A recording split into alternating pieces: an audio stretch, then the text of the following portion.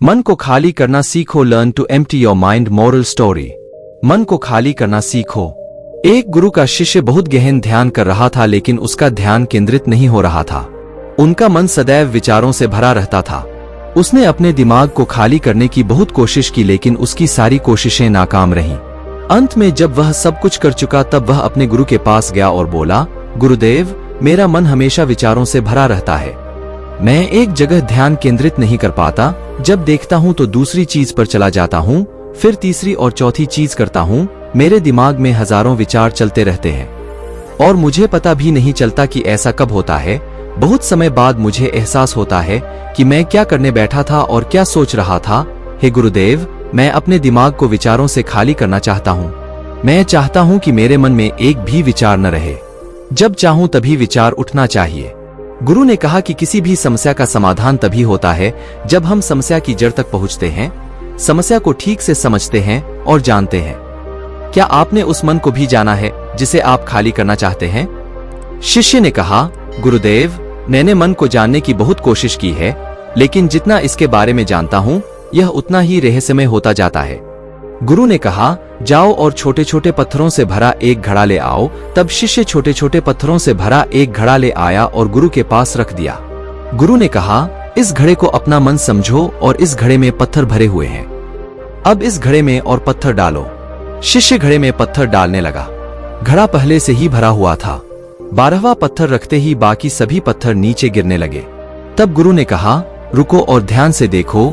अब घड़े में कोई पत्थर तो नहीं आ रहे हैं, बल्कि वह नीचे गिर रही है, क्योंकि यह भर गया है।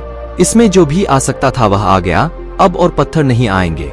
यदि आप दूसरा पत्थर लगाना चाहते हैं तो पहले पत्थरों को बाहर निकालना होगा। शिष्य ने तुरंत कहा, गुरुदेव, मैं समझ गया कि आप क्या कहना चाहते हैं, कि हमें अपने दिमाग को विचारों से खाली कर लेना चाहिए।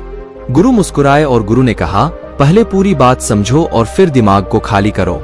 गुरु ने कहा कि हमारा मन इस घड़े के बिल्कुल विपरीत है। तुम घड़े को पत्थरों से तो भर सकते हो, लेकिन मन को विचारों से नहीं भर पाओगे। मन हमेशा खाली रहता है। शिष्य ने कहा, गुरुदेव, मुझे कुछ समझ नहीं आ रहा है। अगर दिमाग हमेशा खाली रहता है तो हम उसे खाली करने की कोशिश क्यों करते रहते हैं? इसकी क्या जरूरत है? गुरु ने कहा, इस घड़े से एक एक करके सारे पत्थर निकालो। शिष्य ने वैसा ही किया और घड़े से एक एक पत्थर निकालता रहा और अंत में घड़ा खाली हो गया। गुरु ने कहा, देखो, तुमने एक एक पत्थर निकाला, यह घड़ा खाली हो गया है। अब आप इस घड़े में कोई भी पत्थर डाल सकते हैं, दूसरा पत्थर डाल सकते हैं या फिर वही पत्थर दोबारा डाल सकते हैं। आप इसे आधा भर सकते हैं या फिर पूरा भर सकते हैं। शिष्य ने कहा, गुरुदेव, मैं भी ऐसा ही हूँ। मैं बता रहा हूँ कि मन को खाली करना है। ये तो पत्थर हैं, इन्हें आसानी से निकाला जा सकता है और घड़ा खाली किया जा सकता है, लेकिन मैं अपने मन को कैसे खाली करूं? गुरु ने कहा, इस खाली घड़े में एक पत्थर डालो और 2 पत्थर निकाल लो। शिष्य ने यह कहा, ऐसा कैसे हो सकता है कि जब इस घड़े में एक पत्थर होगा तो एक ही पत्थर निकलेगा, फिर 2 पत्थर कैसे निकल सकते हैं? गुरु ने कहा, चलो ऐसा करो, इस घड़े में 2 पत्थर डालो और 4 पत्थर निकाल लो। शिष्य ने कहा, गुरुदेव, यह कैसे संभव हो सकता है? यह कोई चमत्कारी बर्तन नहीं है कि 1 डालो तो 2 निकालो, 2 डालो तो 4। गुरु ने कहा, यह घड़ा चमत्कारी नहीं है, लेकिन तुम्हारा घड़ा यानी तुम्हारा मन चमत्कारी है। यदि आप इसमें एक विचार निकालेंगे तो इसके पीछे 2 विचार होंगे। जब आप उन 2 विचारों को पकड़ते हैं तो उनके पीछे 4 विचार उभर आते हैं और वह खाली नहीं रहता। यह मन का भ्रम है कि सब कुछ है लेकिन कुछ भी नहीं है। शिष्य ने कहा, गुरुदेव, आप जो कह रहे हैं वह मैं समझ गया, लेकिन क्या मैं हमेशा अपने विचारों के जाल में फंसा रहूंगा? क्या मन के भ्रम से बाहर निकलने का कोई रास्ता है? बिल्कुल नहीं।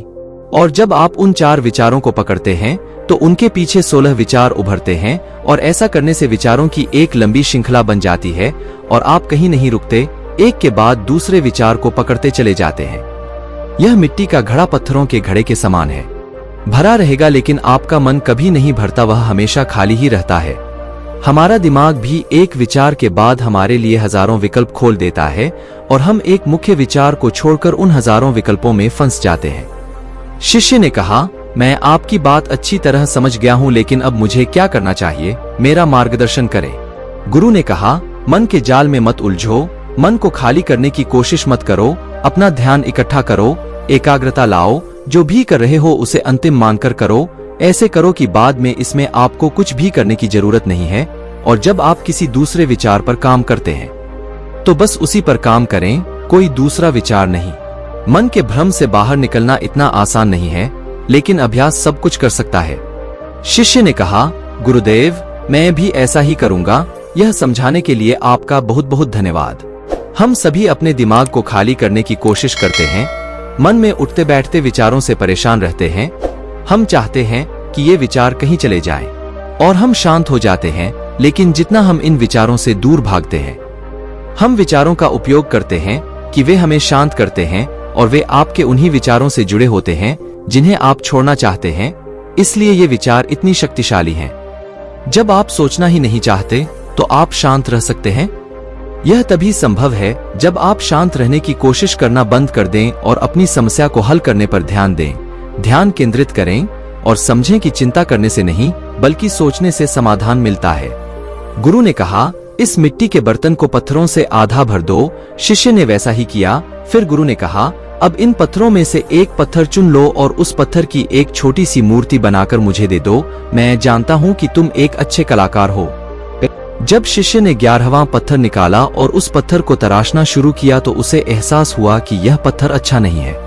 तो उसने घड़े से दूसरा पत्थर निकाला, उसे वह पत्थर भी पसंद नहीं आया। फिर उसने तीसरा पत्थर निकाला, उसका रंग उसे पसंद नहीं आया। फिर उसने चौथा पत्थर निकाला, लेकिन उसे इस पत्थर में एक दोष निकला। इस प्रकार उसने लगभग सभी पत्थर बाहर फेंक दिए। उसे ऐसा करते देख गुरु ने कहा, वह पत्थर जो तुमने पहली बार निकाला था, यह समझकर उसी पत्थर की खोज करो कि तुम्हारे पास कोई दूसरा पत्थर नहीं है।